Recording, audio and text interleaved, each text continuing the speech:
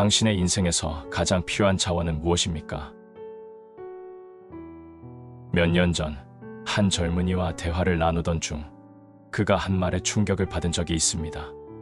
그때 우리 두 사람은 내적 평안에 대한 강의를 함께 듣고서 그 강의에 대한 이야기를 나누고 있었습니다. 그는 이렇게 말했습니다. 요즘 젊은 사람들이 원하는 건 평안이 아닙니다. 우리가 원하는 것은 스릴입니다.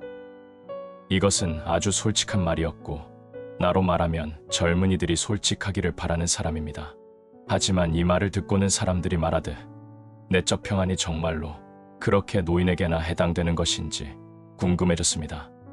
바로 그 즈음 나는 한 저명한 친구의 저서를 읽다가 나를 사로잡는 문장을 발견하게 되었습니다. 평안이 무엇인가? 평안이란 충분한 자원의 소유다. 이 말은 강한 호소력이 있는 아주 알찬 생각이라고 여겨졌습니다. 이 말에는 힘찬 정신이 드러나 있고 깊이 생각해 볼 가치가 있습니다. 예컨대 이 말이 사업에 있어서 얼마나 잘 적용되는지 생각해 보십시오. 불경기가 지속되고 파산까지는 아니더라도 사업이 부진할 때 극심한 불안을 느끼는 사람과 평안하게 거하는 사람은 무엇이 다르겠습니까? 나 자신이 사업가는 아니지만 주의 깊게 사태를 관찰한 사람으로서 볼 때 그 차이는 단지 충분한 자원을 가지고 있느냐, 그렇지 못하냐에 달려 있습니다. 자본이 거의 없고 잔고도 바닥이라면 극심한 불황기를 견디기가 얼마나 어려울 것입니까? 때로 나는 사업가들이 그런 상황을 극복할 수 있을지 없을지 모르는 상태에서 어떻게 잠을 이룰지 궁금해지곤 합니다. 그러나 잔고도 많고 막대한 자금을 보유한 사업가가 그런 상황을 맞는다면 얼마나 다르겠습니까? 사업가에게 있어 자본 부족은 잠 못 이루는 시간이 많다는 이야기입니다. 자원이 부족하면 불안해질 수밖에 없습니다.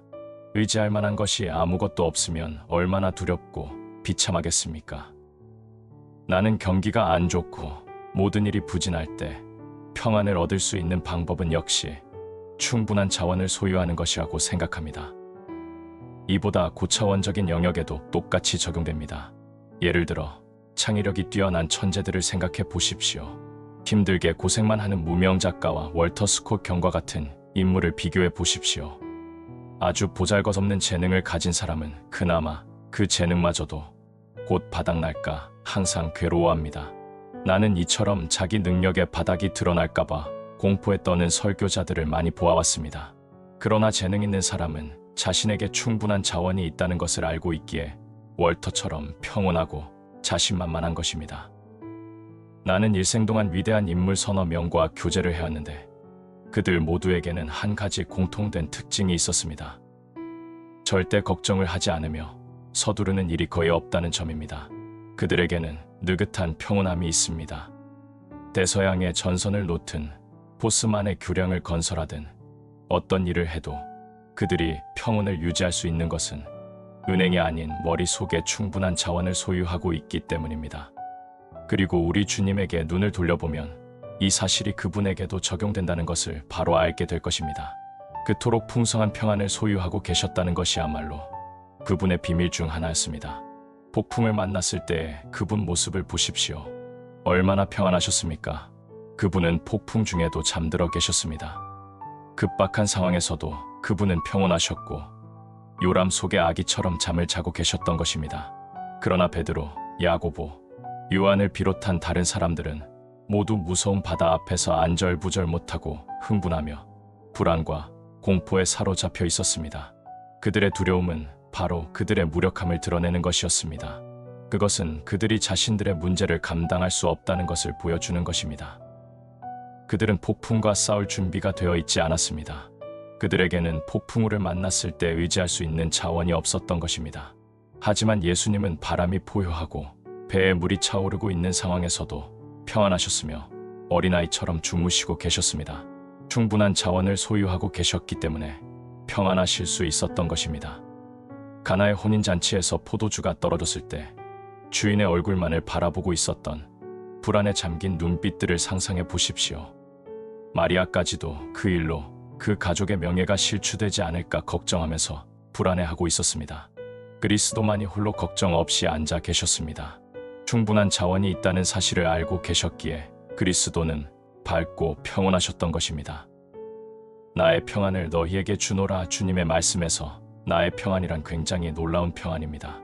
우리의 생각이 아무리 깊다 해도 그 평안의 깊이를 측정할 수는 없을 것입니다. 그 속에는 하나님과의 온전한 사귐이 있었습니다. 거기에는 완전하고 무조건적인 복종이 있었습니다. 그러나 이 많은 사건들 가운데는 한 가지 요소, 단 한 가지 결정적인 요소가 있습니다. 그것은 바로 그리스도께서 언제나 충분한 자원을 소유하고 계셨다는 사실입니다. 주님은 오늘 당신에게도 오셔서 동일한 말씀을 하십니다. 나의 평안을 너에게 주노라. 그럴 때 당신은 어쩌면 나의 젊은 친구처럼 말할지도 모르겠습니다. 저는 그런 평안을 원하지 않습니다. 저는 생동감 있고 스릴 있는 시간을 보내고 싶습니다. 오늘날 많은 사람들이 동일하게 이런 말을 하고 있습니다. 당신은 어떻게 생각하고 있는지요?